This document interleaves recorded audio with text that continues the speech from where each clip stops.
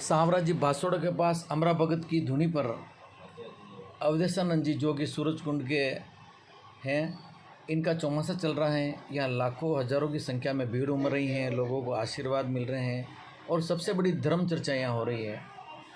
आप जाइए, धर्म चर्चा में हिस्सा लीजिए, लाभ लीजिए, इनके प्रवचन सुनिए और अपने जीवन को धन्य करिए। मैं आरएम न्यूज मुकेश पारासर, फतेहनगर।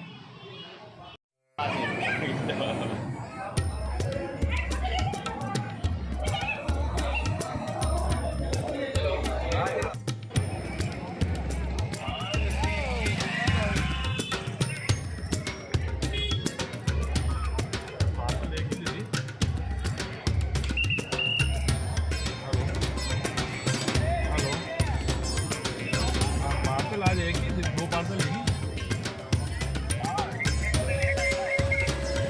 तो आपको अनगढ़ बावजी स्थान पर हम आए हुए हैं और यहाँ सूरज कुंड के स्वामी महाराज का चौमासा चल रहा है। श्रीमान आप बताएं। नमः पार्वती पतये हर हर हर महादेव। परम पूज्य सूरज कुंड वाले बाबूजी स्वामी अवधेश चेतन जी महाराज इस संपूर्ण कार्यक्रम के सूत्रधार हैं और उन्हीं के सानिध्य में देश भर से पधारे हुए लगभग 200 दंडी सन्यासी और अन्य संप्रदाय के महात्मा भी यहाँ पर अपना चातुर्मास अनुष्ठान का कार्यक्रम चल रहा है। इन तीर्थों से काशी जी से महात्माएँ हैं, नैमिषारण्य से हैं और ऋषिकेश, अयोध्या, हरिद्वार प्रभृति जितने भी हमारे तीर्थ स्थान हैं, लगभग सभी तीर्थों से दक्षिण से भी महात्मा हैं, सभी तरफ से महात्मा आए और सब अपना अपना चातुर्मास व्रत यहाँ पूर्ण कर रहे हैं। ये बड़ी दिव्य भूमि है, अमरा भगत जी महाराज की तपस्या स्थली है और उनके द्वारा स्थापित जो अनगढ़ बाबूजी का जो विग्रह है वो यहाँ विद्यमान है और विशेष रूप से गायरी समाज के लोग इस स्थान के प्रति विशेष श्रद्धा रखते हैं।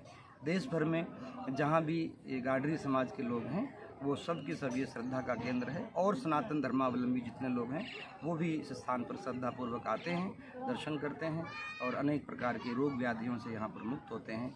तो ये बहुत दिव्य स्थान है और इस स्थान का चयन महाराज श्री अखबारों के माध्यम से और ये कभी कभी ये जो कुछ उन्मादी ग्रुप का इस तरीके का आता है उस पर आप क्या कहेंगे? उन्माद का तात्पर्य किस तरह से? जैसा कि ये वर्ण व्यवस्था के ऊपर है, जाति व्यवस्था के ऊपर है, इस पर आप कुछ कहें श्रीमान। वर्ण और जाति व्यवस्था सनातन धर्म की मूल पहचान है। संसार के अन्य देशों में जहाँ जहाँ भी मानव समाज है वहाँ ये व्यवस्था नहीं मिलती है। वहाँ केवल वर्ग है, एक शोषित वर्ग है और एक शोषक वर्ग है। जैसे आप विदेश की बात कर रहे हैं जी, लेकिन जो हमारे ऋषियों ने जो ये परंपराएं स्थापित की वो शुद्ध वैज्ञानिक हैं, व्यवहारिक हैं और दार्शनिक धरातल पर भी बिल्कुल ही सटीक हैं। राजनीतिक स्वार्थ को लेकर के अपनी रोटियां सेकने के लिए लोगों ने जो ये व्यवस्थाएं थी, वास्तव में जहाँ कहीं स्पर्श अस्पर्श इत्यादि का जो विवेक मिलता है वास्तव में वो घृणामूलक नहीं है, विवेक मूलक है।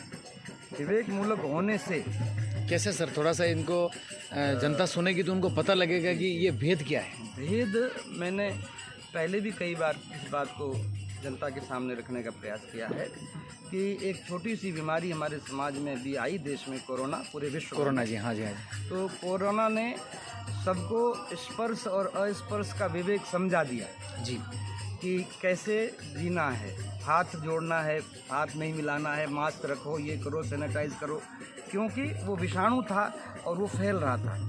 तो विषाणु जो हैं रोग के, वो यंत्रों की पकड़ में आते हैं, लेकिन जो संस्कार हैं, जो विचार हैं, जो भाव हैं, वो किसी यंत्र की पकड़ में नहीं आते जी, वो पर उनका संक्रमण होता है। उनका संक्रमण होता है। ये हमने व्यवहारिक धरातल पर आप अनुभव भी कर सकते हैं कि किसी अच्छे साधक के पास, किसी महात्मा के पास बैठते हैं तो आपके चित्त की क्या स्थिति होती है और वही किसी संसारी कामी क्रोधी व्यक्ति के पास बैठते हैं तो चित्त की क्या स्थिति होती है।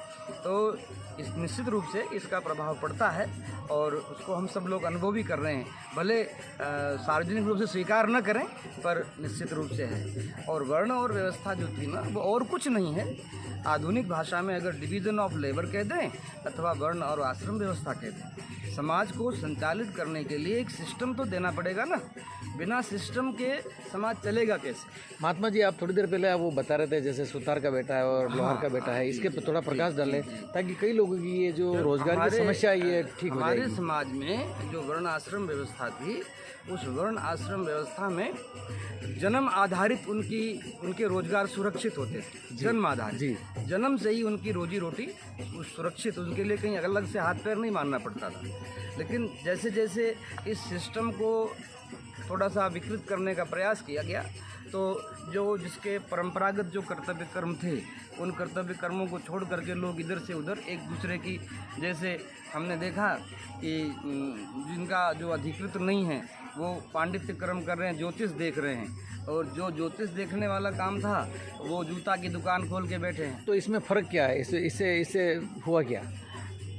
परंपरागत जो रक्त में जो गुण हैं, उस कला के, उस विद्या के, उस कर्म को कुशलतापूर्वक करने की जो योग्यता है, निपुणता है, वो एक तो सीखने से आती है और एक रक्त में ही विद्यमान है। तो सीखने वाली जो कला है, वो सीखी हुई कला ही होती है, लेकिन जो गुण रक्त में होता है उसमें विशेष निपुणता होती है और उस कार्य को विशेष रूप से कर सकता है। जो परंपरा प्राप्त कारीगर हैं, जैसे सुतार है या लोहार हैं या और जो शिल्पी हैं, सोमपुरा हैं, और सोमपुरा के अंदर जो वास्तु की जो निपुणता है, जो मंदिर निर्माण की निपुणता है, वो सामान्य कारीगर वो भी चुना बाटवाल चुन ही रहा है, लेकिन जो निपुणता सोमपुरा में है वो दूसरे समाज में नहीं आ सकती।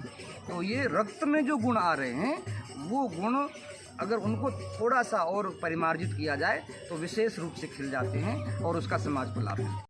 में जीवन जीने का एक विज्ञान मानव जाति को हमारे पूर्वजों ने प्रदान किया है।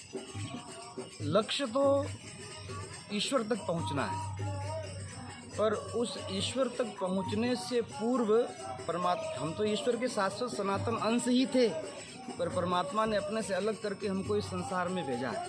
तो जन्म लेने का कोई ना कोई प्रयोजन है, कोई ना कोई हेतु है। हम इस धरती पर आए हैं तो निरर्थक नहीं है। हमारे को परमात्मा ने इस पृथ्वी पर जन्म देकर भेजा है, तो हमारे जन्म का कोई ना कोई हेतु है और लक्ष्य हमारा ईश्वर प्राप्ति है।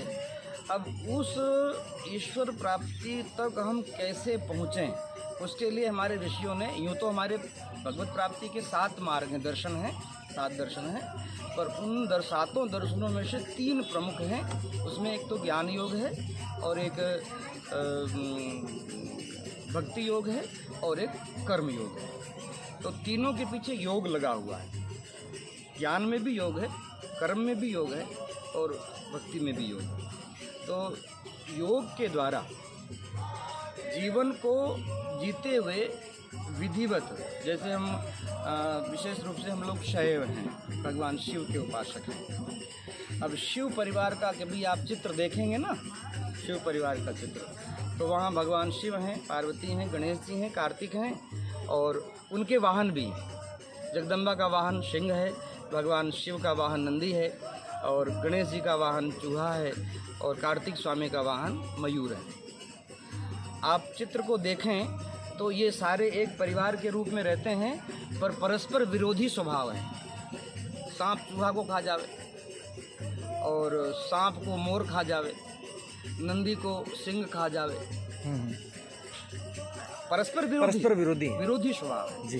पर परस्पर विरोधी स्वभाव होते हुए भी वो सब एक परिवार के रूप में रहते हैं। क्या बात, एक परिवार के रूप में रहते हैं। महाराज श्री, जैसे चौमासा के बाद में अगर कोई साधक आपके यहाँ दर्शन करने के लिए आए तो कहाँ आ सकते हैं? मैं मूलतः तो वहाँ ज़्यादातर कैलाश टेकरी आश्रम खमनोर रहता हूँ और एक आश्रम यहाँ नाथद्वारा में भी, श्री राम दरबार बालाजी, सुखाड़िया नगर में LIC ऑफिस के सामने बिल्कुल IBC लगा हुआ है। तो वहाँ कभी विराज रहते हैं और कभी खमनोर रहते हैं और कभी देश भर में धर्म के प्रचार प्रसार के लिए, कथा कीर्तन इत्यादि के लिए पूरे देश भर में प्रवास होता है, तो कभी वहाँ जाता हूँ। तो इस तरह से सेवा का कार्य चल रहा है। नारायण। कभी अनुकूल समय हो तो पधारिए। कहाँ से पधारे आप? बनारस से आए हैं, दंडी स्वामी ब्रह्मानंद तीर्थ श्री श्री 1008 प्रातः स्मरणीय वंदनीय पूजनीय श्री बाणेश्वरानंद जी तीर्थ का शिष्य कामरूप मठ दशाश्वमेध घाट से मैं आया हूँ। अब स्वामी खेलन आश्रम बनारस पासीघाट और मुमुची भवन आश्रम। हाँ महाराज श्री आदेश करें। हाँ, आप लोग हिंदुस्तानी भी हैं और राजस्थानी भी हैं, तो हमें यहाँ कोई भी ज़्यादातर न राजस्थानी दिखाई पड़ रहे हैं और न हमें हिंदुस्तानी दिखाई पड़ रहे हैं। ये छद्म वेश में सब पाकिस्तानी दिखाई पड़ रहे हैं, क्योंकि राजस्थानी परिवेश जो है वो धोती कुर्ता पगड़ी है। यहाँ धोती कुर्ता पगड़ी वाले 1% जो बुजुर्ग हैं बौद्धिक प्रवृत्ति के, वही पहने करके आते हैं। नई पीढ़ी इस समय भ्रष्टता और धृष्टता की ओर बढ़ रही है। वो अपने परिवेश को सद्गुण सदाचार सद्व्यवहार से विमुक्त हो रही है। इसलिए आवश्यक है कि जो हमारा परिवेश है वो होना चाहिए, तब तो सनातन धर्म हमारा सुरक्षित रहेगा, हम सुरक्षित रहेंगे। दूसरी बात ये कि हमारे जो साहित्य में जिसमें हित शब्दों में ही हित छिपा हो और उस अहित हो अगर शब्द से तो समझ लो साहित्य में हित छुपा है। साहित्य में हित छुपा है। साहित्य जिसमें हित छुपा हो वही साहित्य है, और जिस शब्द में अहित हो वो शब्द ही साहित्य के अंतर्गत नहीं आता है। वेद में, शास्त्र में, पुराण में, रामायण में, भागवत में किसी भी जगह भी पिता को पापा शब्द का संबोधन नहीं हुआ है।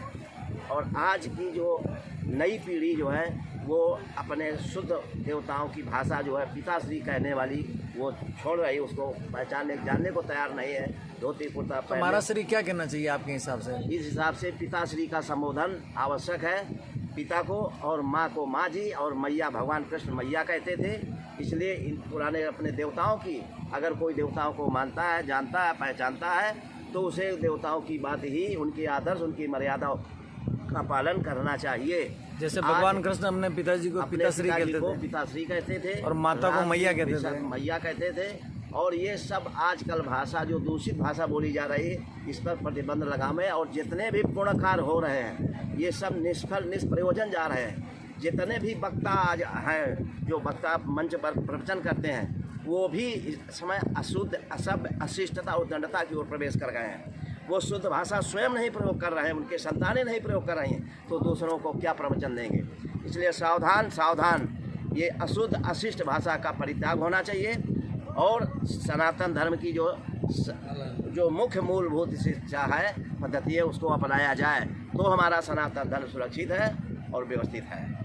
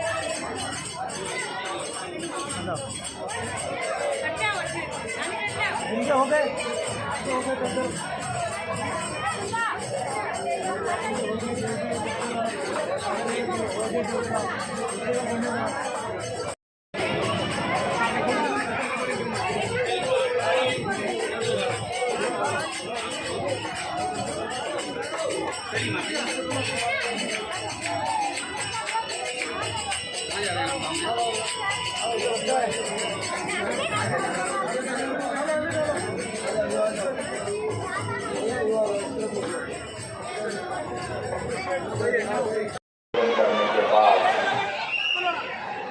बाहर वाले बाजार में आप काम कर सकते हैं। आरती का समय भी होने वाला है।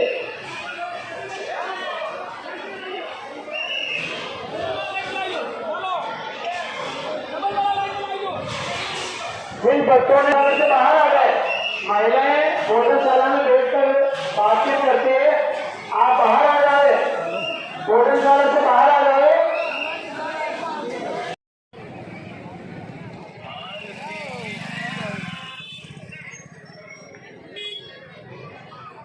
पार्सल लेके दीदी। हेलो हेलो, हाँ पार्सल आ जाएगी, 2 पार्सल लेनी।